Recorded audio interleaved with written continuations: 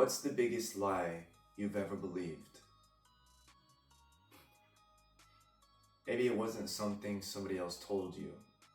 Maybe it was something you kept telling yourself. I'm too far gone. I'll never change.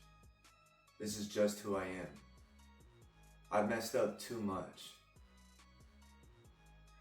Those lies don't just change the way you think. They change the way you live. And that's what we're talking about today. I think every person has believed a lie about themselves at some point. Maybe because of something they experienced. Maybe because of something someone said.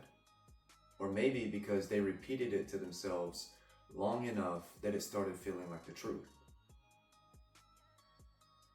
The dangerous thing about lies is that they don't have to be true to control your life.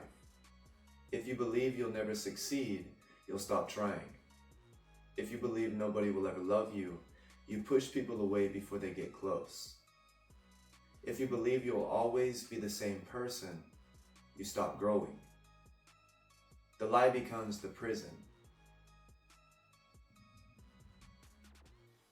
I've learned that your past has a powerful voice. It reminds you of every mistake, every failure, every regret. But your past isn't supposed to become your identity. It's supposed to become your teacher. There's a difference. One of the reasons I started Corrections Reflections is because I met so many people who had stopped believing in themselves long before anybody else stopped believing in them. They weren't defeated by one event. They were defeated by the story they kept telling themselves. That's why these conversations matter. Because sometimes one honest conversation can replace one destructive belief. Accountability isn't telling yourself you're worthless. Accountability is telling yourself the truth. Yes, you've made mistakes. Yes, you've been hurt. Yes, you've hurt other people. But none of those things remove your ability to become someone different. I've written about this throughout the Guilty series. Your choices have consequences, but consequences don't have to become your destination. Every day you wake up, you have another opportunity to choose differently. That's where growth begins. Not when your past disappears, but when you stop letting it make every decision for your future. So today, I want you to ask yourself one question. What lie have I accepted about myself? Then ask another one. What would my life look like if I stopped believing it?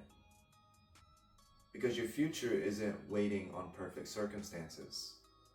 It might just be waiting on a different belief. If today's conversation challenged you, don't let it stop here. That's why we built Corrections Reflections.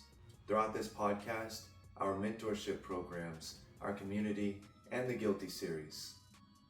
Our mission is to help people move beyond their past and commit to real change. If you'd like to learn more, visit the Corrections Reflections website and explore everything we're building. Remember this, your past may explain you, but it doesn't have to define you.